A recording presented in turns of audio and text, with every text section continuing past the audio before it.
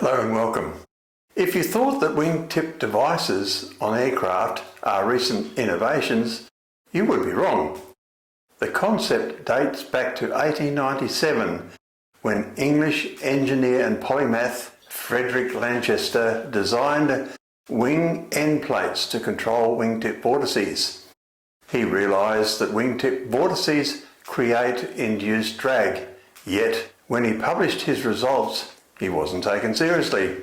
In the United States, Scottish-born engineer William Somerville patented the first functional winglets in 1910.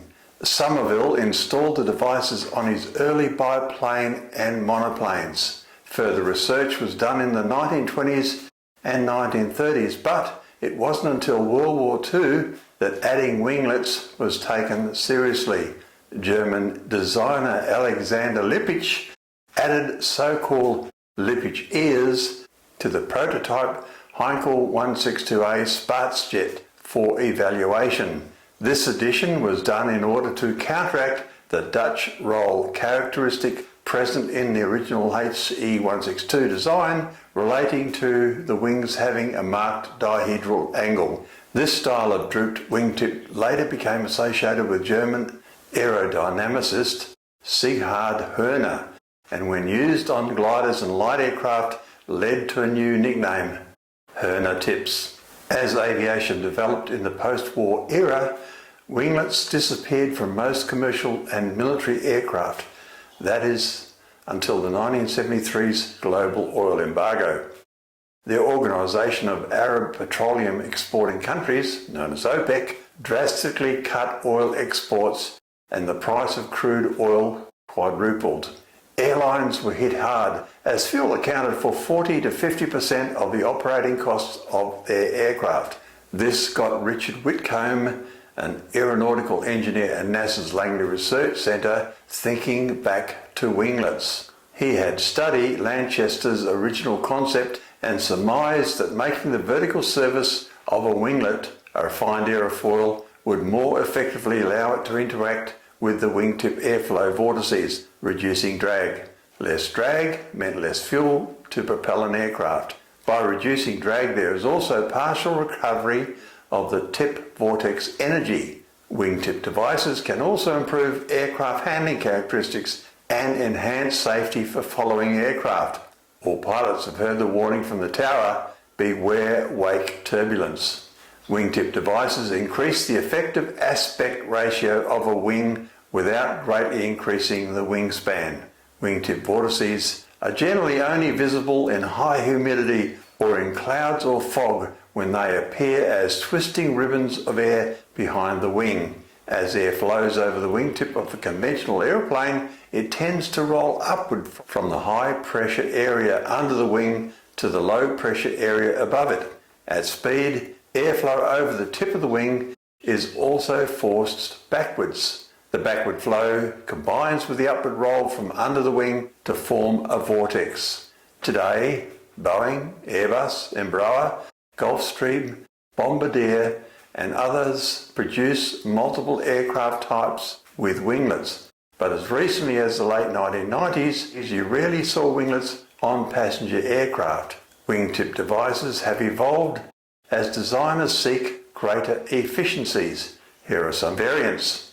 Wingtip fences. These are winglets that extend both above and below the wingtip, as described in Whitcomb's early research. Both surfaces are shorter than or equivalent to a winglet, possessing similar aerodynamic benefits. The Airbus A310-300 was the first airliner with wingtip fences in 1985. Raked wingtips. These refer to wingtips where the tip has a greater wing sweep than the rest of the wing. An example is the Boeing 767-400ER, which first flew in October 1999. Split tip winglets, also known as split scimitar winglets. They were first seen on the McDonnell Douglas MD-11 in 1990. Candid winglets. These are short, upward sloping wedges and can be found on the Airbus A330 and A340 aircraft and on the Boeing 747-400. Blended winglets. These are attached to the wing with a smooth curve instead of a sharp angle and is intended to reduce interference drag at the wing-winglet junction. Seattle-based Aviation Partners developed blended winglets as retrofits for the Gulfstream II, Hawker 800 and Falcon 2000. The Boeing 737-800 has a 2.4 metre extension and that decreased fuel consumption by 4% for long-range flights and increased range by 240 kilometres. There is an annual carbon dioxide reduction of 700 tonnes per aircraft. Also, there are hybrids of these devices, such as on the Boeing 737 MAX, which are a three-way hybrid between a winglet, wingtip fence and raked wingtip. This new design should deliver an additional 1.5% improvement in fuel economy over the 10 to 12% improvement already expected from the 737 MAX. The closed surface spheroid winglet found on the Falcon 50 hasn't gained popularity. Could these devices work on that other aerofoil, namely the propeller? Just so happens it works there too. Rotating propellers, helicopter rotors, wind turbine blades, and even ceiling fans are aerofoils and benefit from wingtip devices too. The result of reduced drag increases efficiency, allowing reduced diameter and reduced noise. The main rotor of the Augusta Westland AW101 helicopter has a special winged tip, and pilots have found that this alters the downwash field, improving visibility when hovering in dusty areas. Hartzell Propeller developed their Q-tip propeller used on the Piper PA-42 and several other fixed-wing aircraft types by bending the blade tips back at a 90-degree angle to get the same thrust from a reduced diameter disc and tip speed noise.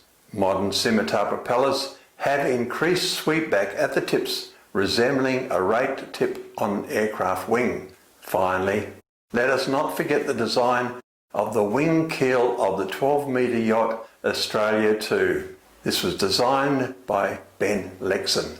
So secret was the keel that during the racing series, the keel wore a skirt when coming back to dock. The New York Yacht Club protested the design but lost. Australia 2 won the America's Cup, breaking America's 132 years winning streak. I think this demonstrates that challenging convention can have surprising results. Thank you for watching.